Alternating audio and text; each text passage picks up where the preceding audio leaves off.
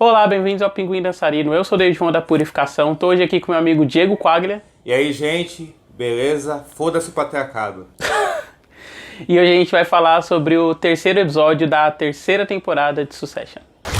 No drama, we're good. I'm gonna fucking kill him! The revolution will be televised! E aí, Diego, o que você conta pra gente sobre o terceiro episódio? Cara, eu amei esse terceiro episódio de Succession. Pra mim, até agora, foi o meu favorito da temporada, assim. Acho que é o episódio que pega toda aquela construção maravilhosa de intrigas internas que a gente tava vendo nos dois primeiros episódios e vai explodindo essas intrigas dentro da psicologia mesmo daqueles personagens, assim, de como eles agem. Eu acho que é um episódio muito sobre infantilidade, sabe? De como tanto o Logan quanto o Kendall são duas crianças brincando de poder, cada um do seu jeito. Nossa, totalmente, cara. E é legal porque a gente vê essa infantilidade vazando pra outros lados, né? Tipo, nesse a gente tem muito a Shiv enquanto ferramenta do Logan pra afetar o Kendall, né? Aquele momento que ela tá falando com o Kendall é ótimo, assim. Que, tipo, ela faz todo aquele discurso padrão, né? Que a gente já viu ela fazendo em outras temporadas. Se ligando ao sentimental da pessoa e tal. E aí, tipo, o Kendall, ele saca isso na hora. Ele fala, nossa, você já arrumou toda pra isso? Porra, essa quebrazinha, assim, é maravilhosa. Não, é muito bom ver esses pontos de ruptura, que é o que o texto da série apresenta nesse episódio, né? Esse episódio foi escrito por dois roteiristas da série, né? O Todd Cohen e a Georgia Pritchett, acho que é o nome deles, e foi dirigido pela Cat Ham, do querido Aves de Rapina, né? A diretora do filme, assim. E eu acho que nesse episódio você vê tanto no texto quanto a direção, que a direção faz vários pequenos detalhes rapidinhos, os personagens sempre dando alguma reação, principalmente a Shiv e o Logan, àquilo que os personagens falam, o Greg, assim. E aí o texto, acho que fala muito dessa questão de ruptura. Então você vai ter com eles mesmos. Então você vai ter o Kendall no momento que ele não pode fugir de enfrentar a pessoa que ele realmente é, e não a pessoa que ele colocou mentalmente na cabeça dele que ele é, e ele vê a pessoa que ele é e tem a visão disso, e ele não consegue mais fugir disso, ele fica o episódio inteiro numa viagem de ego, tentando escapar disso. Você tem a Shiv no cargo de poder, confrontada com todas as dores de você estar num cargo de poder, assim, de você estar numa situação daquelas, então o poder não é tão legal assim pra ela, e você tem o Logan Roy confrontado com o fato que ele não é o dono do mundo, né? Então acho que esses três pontos são os pontos que circulam o episódio, assim. E o Greg confrontado com o fato de que ser só um fantoche, assim. Nossa, isso é muito bom. Você comentou sobre a direção da Catherine Hahn, e cara, como fica diferente, né, com outra pessoa dirigindo. É legal a gente parar pra pensar, tipo, que a série, ela tá 3 temporadas já, então a gente tá muito acostumado com os recursos linguísticos dela, né, tipo, evidenciar a expressão da pessoa pra criar um senso de ridículo na situação através da comédia. Tipo, geralmente quando a gente tá vendo a Shiv falar, por exemplo, ela sempre dá aquelas pausas super programadas dela, né, pra falar uma coisa que ela precisa falar sem estar dizendo. Ela, é que eu acho que tem que acontecer tal coisa, aí ela dá uma levantadinha na sobrancelha. Só que a Catherine Hahn, ela vê essa ação sobre outra ótica, né, e ela não usa muito esse recurso do zoom chicote que a gente fica vendo o tempo todo. É sempre em plano mais aberto. Eu achei muito interessante poder ver as expressões dos atores trabalhados não sobre essa perspectiva minimalista pra criar o ridículo, né, de você ir direto pra um big close-up na cara da pessoa, mas sim pra uma narrativa mais geral e externa, né? A gente tava até conversando ontem no Discord pós esse episódio, como enquanto nos outros episódios você tem esse senso do ridículo por esse recurso, né, de você se aproximar dos personagens, aqui você tem esse distanciamento e aí você fica com um tom mais austero enquanto você vê os personagens, sabe? Não que o episódio seja frio nem nada do tipo, só que ele tem um outro sentimento, assim, em relação ao resto da série. Concordo muito. E como é um episódio que fala de explosão, essa coisa dele ser mais aberto, dele ter esse escopo maior, assim, de como ele filma os personagens e as reações silenciosas de gestos dos personagens a tudo isso, eu acho que eu acho que isso faz o episódio ganhar muito mais força, assim, muito mais. Nossa, totalmente, cara. Sobre esse negócio da explosão, tem uns momentos, assim, de construção de tensão nesse episódio, né? Com umas coisas tão bestas, tipo, quando a Shiv tá fazendo o discurso, aí vai lá e começa a tocar a música do Nirvana, né? E se eu estiver falando bosta, você pode me corrigir. Que é o Rape Me. E aí, tipo, isso é tão legal que a gente vê sempre a Shiv enquanto essa figura, tipo, mais tranquila, né? Acho que até o episódio faz questão de pontuar isso, falando que de todos os irmãos ela é a menos pior e blá blá blá blá. Só que, cara, ela desmonta, assim, quando essa música começa a tocar, né? Ela começa a ser exposta a público, assim, tocando Rape Me. Você vê que ela quer continuar o discurso, só que ela fica com os ombros tremendo, assim, e meio ofegante. Cara, puta que pariu, muito né? Foda, porque a Shiv, esse elo da família, ela é a que mantém a imagem mais calma de todos, assim. Ela é a mais carismática diante do público. Ela é que o público mais consegue vender a ideia que é falsa, mas que ela é uma pessoa diferente do resto da família, tanto é que a comediante / apresentadora que tá envolvida em toda a história do Kendall, né? Ela que tem aquele discurso que a gente vê muito, inclusive, que é uma discussão muito forte que a gente tem hoje em dia, né? Que não é porque uma pessoa vira casaca de um grupo odioso que ela vira uma pessoa boa automaticamente, e como Kendall é abraçado por algumas pessoas em rede social com um pensamento mais de esquerda, e ela fala sobre isso. Como a gente vê aqui muito no Brasil, né? Como qualquer pessoa que qualquer pessoa horrível que vai contra, ou que trai, ou que sai fora do bolsonarismo, a gente, como progressista esquerda, tem de abraçar, mas as pessoas ainda continuam horrível, né? E acho que o Kendall é uma relação a isso que ela percebe, mas ao mesmo tempo ela vê na Shiv, por essa postura dela, democrata, não sei o que, uma pessoa diferente. Só que a Shiv, na verdade, ela é um poço de mentiras, né? É um poço de mentiras. E quando ela é exposta a isso, ela surta. E acho que esse é o tema desse episódio. Todo mundo que é exposto a esse episódio, o Logan no final com o FBI, o Kendall no final quando ele tem um ataque de ansiedade, lá no programa que a Shiv se volta contra ele por essa tática que ele fez do Nirvana, surta também. Então é um episódio sobre o surto, assim. Uhum. Não, e é legal porque, os outros episódios eles eram preparações, né? E nesse a gente vê as primeiras ofensivas e como elas vão ser. E é legal como o Succession, ela é essa série minimalista, né? Porque seria muito fácil, por exemplo, descambar todo esse episódio pra ação em torno do FBI, mas isso seria uma coisa mais externa, né? Que afetaria mais a empresa. Aí a gente vê essa reação, né? E essa agressão e quanto ela tá batendo no mínimo daqueles personagens. Porra, o Kendall nesse episódio vai do 8 a 80, assim, né? Porque no começo ele tá super, como colocou um colega nosso no grupo, né, o Thiago do Serious Cast, super pela saco, ele tá com aquela postura de inabalável, invencível, nossa, demais. Quando ele chega na empresa, ele tem todo aquele ar, né, aquela pompa e tal, e aí quando você chega no final do episódio, você inverte isso totalmente, né, ele tá lá abraçado com o joelho, totalmente em crise e tal, e é legal porque, é uma narrativa que a Catherine Han consegue contar com elementos simples, mas opostos, né, porque ele começa super banhado por luz, porque ele tá naquele restaurante super luminoso, né? E aí, isso tá dizendo sobre como ele está, né? Ele tá nesse momento de clareza.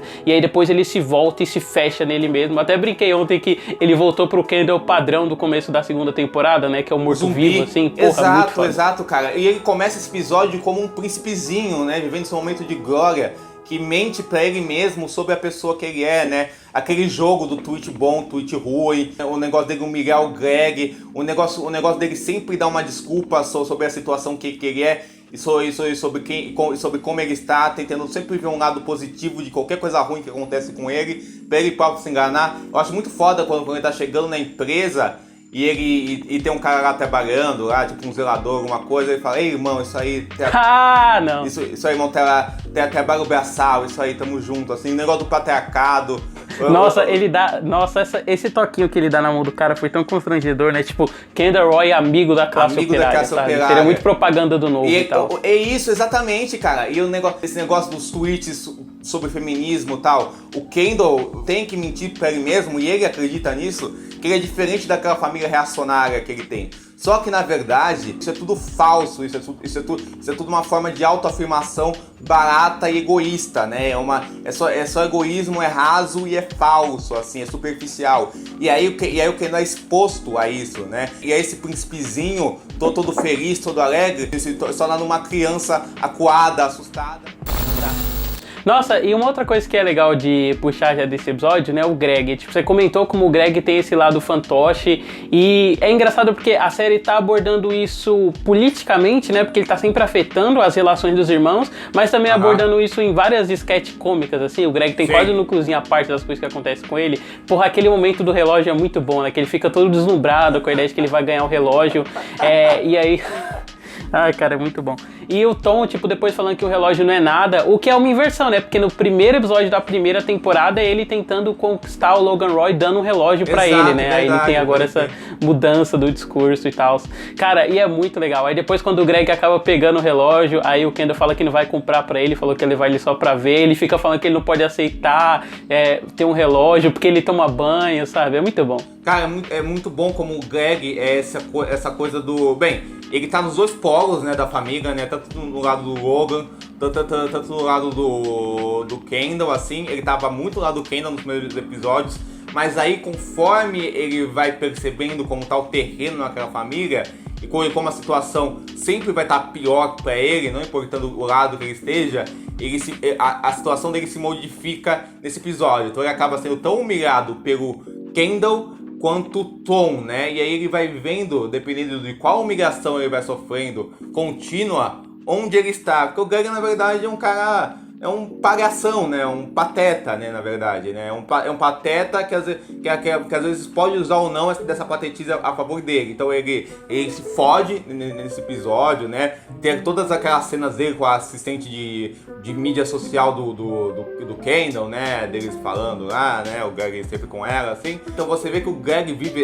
ele é aquela pessoa que tá... Ele é o reflexo da realidade que não é dele, né? Ele tá adentrando uma realidade que não é dele. Então, a forma que ele tenta se colocar nessa realidade, ele tenta sobreviver nessa realidade, é o que mostra os caminhos pro futuro. Então, acho que ele vai ficar nessa de ir pro Logan, ir pro Kendall, essa temporada inteira. Porque ele percebe nesse episódio, eu acho, que nenhum deles tá investido nele, assim. E aí, o que ele vai fazer com isso é pro futuro. Nossa, sim.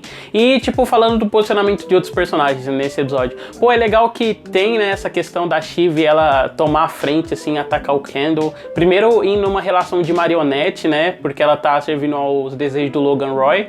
E aí depois, tipo, ela faz isso por conta própria, né? Com a carta e por retaliação com o que o Kendall fez com ela. Mas eu achei muito legal ver a percepção dos outros irmãos em relação a isso, né? Porque se no segundo episódio a gente teve o Kendall tentando convencer os irmãos e eles não querendo sujar as mãos, né? E matar o pai. Aqui a gente tem a mesma coisa, só que em relação ao Kendall, né? Porque tanto o Roman quanto o Connor, eles se negam a participar daquilo. Eles falam que não, que tudo tem limite. Que esse é o tipo de coisa que vai ficar pra sempre espalhado por aí, sabe? Vai estar sempre associado à família, e aí, tipo, eles evitam isso. Pô, achei muito legal. E é engraçado porque o Roman, ele tem essa postura mais infantilóide, assim, dos irmãos, né? No sentido de que ele fica mais provocando, e ele é esse agente provocador, mas é sempre bom ver esses momentos, assim, que, tipo, ele sempre toma a decisão mais madura possível, sabe? Tanto com o pai, quanto aqui, nessa situação com o Kendall. É verdade, num episódio onde os três personagens agiram como crianças, né? Os três personagens principais agiram como crianças, tanto o Logan, o Kendall em um grau menor, mas também a Shiv, né? Na vingança pessoal dela, assim. O Roman, que é o mais infantil de todos, né? Que é o mais principezinho de todos, é o mais maduro de todos, porque ele é o personagem que percebe melhor quem são cada um daquelas pessoas, assim. E é engraçado esse negócio do Connor e do Roman, que ao mesmo tempo é aquela coisa do código de honra, né, entre esses lobos, né, tipo assim, apesar de tudo, ainda é uma imagem que eles são uma família, isso se perpetua, talvez seja pesado demais pra ele, porque afinal das contas a série sempre diz que apesar de toda essa relação de amor e ódio entre eles são irmãos, e aí isso pesa, e também é aquela coisa, né, o que você pode me oferecer para fazer isso? E o oferecimento disso parece que não é um custo alto nesse momento, assim. Então eles optam por esse caminho, né? E tem toda essa questão paternal-fraternal, né, que tem nesse episódio, né? Porque o próprio Roman, né, inventa uma relação com o pai que ele próprio não tem, né? Porque a relação dele com o pai é uma relação de indiferença e de violência, de abuso, né? Então, mais próximo disso é o que ele tem com os irmãos, né? O Kendall e o Connor não deixam de ser uma figura paterna muito bizarra pra eles, né? Então é o que eles têm pra se apoiar. Então é engraçado como todas essas dinâmicas de abuso e de violências perpetuam nessa família. Uhum. Nossa, e é legal, tipo, que o episódio ele faz questão de destacar o quanto de todos eles, né, o Logan é o que pior lida, assim, com o sentimento dos filhos. Tipo, ele quer que o Roman faça a carta, mas aí depois ele percebe que o Roman não teria sobre o que escrever. Aí quando ele vai elogiar o filho, na verdade, ele começa atacando, né? Ele sabe, eu nunca achei que você fosse bicha, filho. Exato. E ele, cara... então, tipo, é tão foda que o único jeito dele expressar qualquer sentimento e qualquer relação é partindo da violência para com os filhos, Exato. sabe? Sempre, é muito foda isso. Sempre com palavrões, com apelidos, né? Sempre com ironia, cinismo, né? Que é o jeito que a família sabe se comunicar, e principalmente quando parte essa relação, porque eles sempre têm um medo do pai, né? Eles nunca sabem como agir exatamente com o pai, assim.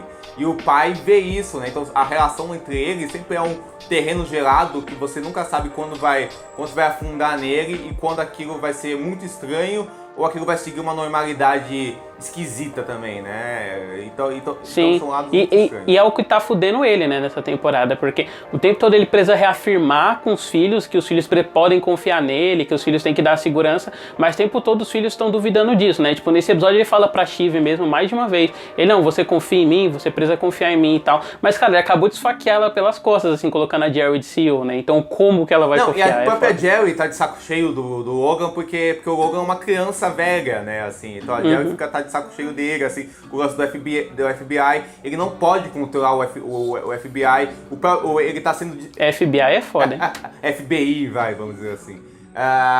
Ele não pode controlar o FBI, o presidente tá abandonando ele aos poucos e ele se acha no direito de ameaçar o presidente, mas a ameaça dele ao presidente é a primeira vez que aquela mulher da Casa Branca é a primeira vez que alguém enfrenta o Logan no mesmo patamar. Então, vamos abaixar a temperatura, vamos ficar mais calmos, assim, porque o jeito que ele tem para se autoafirmar é com ameaças, é com violências, né? É o que ele faz, assim. Mas nem sempre isso tem um resultado, né? E ele tá vendo isso.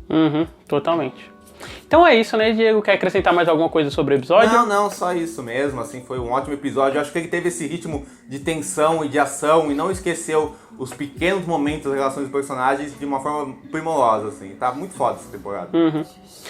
Eu até fiquei com medo, assim, que na primeira metade do episódio, né, tipo, a gente tava vendo de novo o setup, o que cada um tá fazendo individualmente, e que a gente ia passar mais um episódio não vendo, tipo, a ação direta de um afetando o outro, sabe? Só esses comentários por cima. Também gostei muito, assim, que a partir da segunda metade ele adota esse tom mais frenético, né? Aliás, a cena do Kendall na balada, que tá tocando a versão hip hop da abertura da série, né? Vai tomar no cu, cara. É muito bom. E é incrível ver como ele formou uma entourage mesmo de seguidores cegos, né? Aquela Naomi, aqueles amigos dele, assim, aquelas pessoas meio patéticas, sabe? Assim, são pessoas que só jogam mais gasolina nessa coisa autodestrutiva que é o Kendall, né? Isso é ao mesmo tempo triste e é usado pra tragicomédia da série, né? Sim, é legal porque, tipo, você comentou, tem esse lado triste, mas ao mesmo tempo a gente vê que ele está rodeado de pessoas que concordam com ele, também tá fazendo bem pra ele, né? Exato, tipo, se na segunda temporada ele tava totalmente estoico e distante, aqui ele tá praticamente, eu ia falar cheirador de cocaína, né? Mas dado o histórico do Kendall, melhor evitar,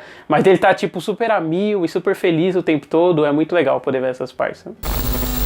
Então é isso. Onde a gente encontra o seu trabalho, Diego? Cara, só de me encontrar no meu canal no YouTube, que é o Ficinema. Também tem um blog que chama Ficinema. Se inscrevam no canal, curtam o vídeo, compartilhem. Façam a mesma coisa com esse vídeo. Tem mais vídeos de Succession lá. A gente tá revezando tanto aqui quanto no meu canal. Vocês podem também me achar em sites que eu escrevo, como o Cineprot. Eu tô sempre no Pinguim Dançarino e no Fita Errada, que são 2 podcasts com o David. E também nas minhas redes sociais, que é o @edicora2. E tanto no Twitter quanto no Instagram. E é isso, gente, sempre um prazer. Então é isso, não esqueça de nos seguir nas redes sociais, é pinguim.dançarino no Instagram, no Twitter é Pinguim Dançarino. Vocês também podem me encontrar nas redes sociais no link que vai estar aqui na descrição. Meu Twitter é @DavidJuan3P, o Instagram é DavidRPurificação. Então é isso, até semana que vem com o próximo vídeo. Até, gente. Falou!